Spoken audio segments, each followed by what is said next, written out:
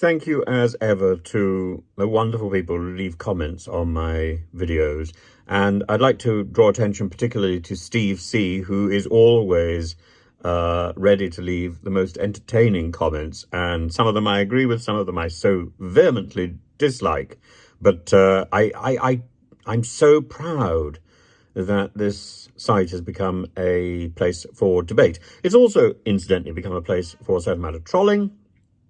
And I would like to see less of that. But, it's very difficult to offer freedom and to suppress abuse. But Steve C. says, why do you find it so incredible? And I'm talking about Suella Braverman's management of the Home Office. Why do you find it so incredible, Tim, that people just don't give the same priority to migrants as you do? There are billions living in the world who are in poverty. We can't help them. I agree. All migrants that come to the UK will need accommodation, a job, money, possibly school places, health and dental care. There's lots of that to go round, isn't there? Well, I know Steve is being a little bit ironic there.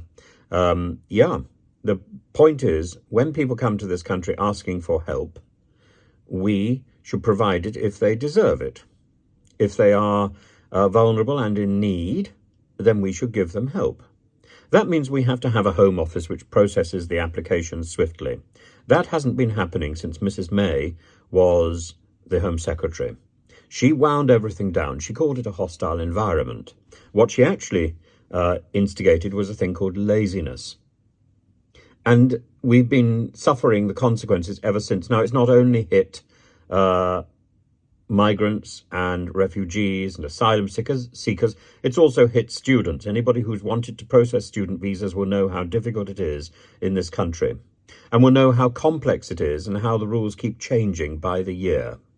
So somebody comes here to start a school, university career, and by the time they finish, they're suddenly, having expected the possibility that they could get 2 years or 3 years in-house training in a business here, they suddenly find they're out on their heels almost the moment that they graduate. They also find that halfway through that process, if they're very unlucky, but I'm afraid that unluckiness is quite routine, their visa is squashed, their visa is questioned, and they're back in their home country wondering how on earth to complete their course, failing sort of significant landmark exams because they haven't got the opportunity even to sit them.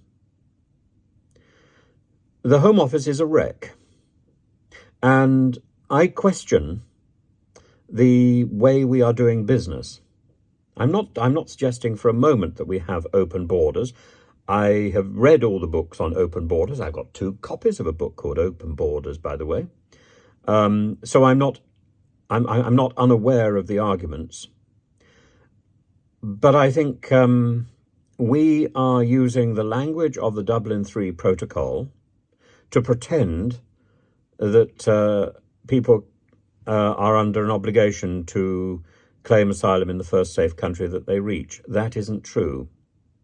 More than that, our own judges in 1999 issued a directive saying that there was a period of about 70 days during which a migrant could traverse other countries to get to the one where they were hoping to stay. There are many reasons why somebody might want to choose to stay in the UK rather than in France. It may simply be that they've learned English because we've had such a vigorous effort to export IELTS and English as a foreign language.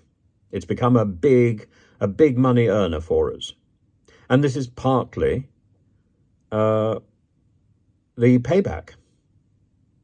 If so many people speak English and don't speak French, why would they want to claim asylum in a country where they don't speak the language?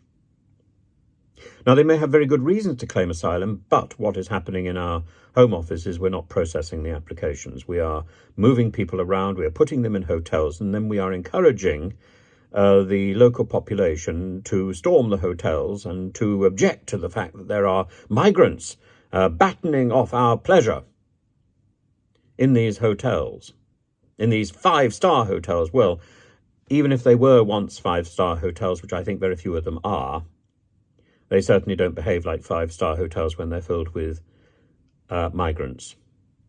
Often you've got 7 to 10 people in a room that would normally hold one person or a couple. It's inhumane the way we are treating people. And it's wrong the way we are telling lies. And that is being governed by our current Home Secretary, by the previous Home Secretaries.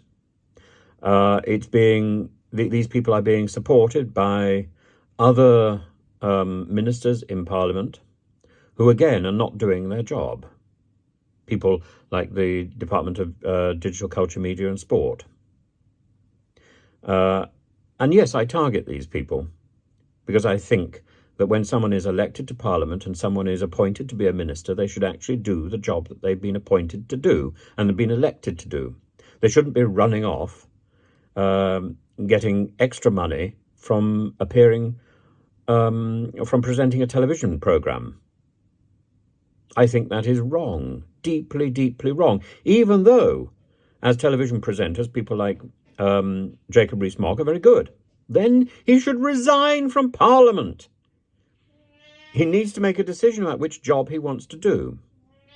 So, yeah, why do I find it so incredible, Tim, that people don't give the same priority to migrants as I do, as you do?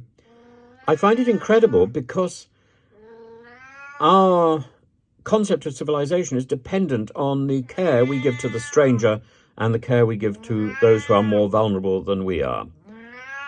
My cat is being extremely needy at the moment.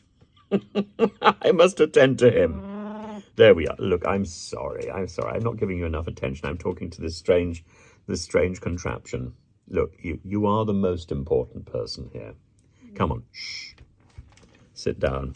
So, have I been completely distracted by the cat, or have I answered the question, Steve? I don't know. But please keep those questions coming in. Please keep those points coming in, because I enjoy them, and so does Bay. And I think if Parliament is not being a place where we're getting a reasonable debate, then maybe we should have a reasonable debate in YouTube. And nothing is off limits, really, I think. But please, can we stop the abuse?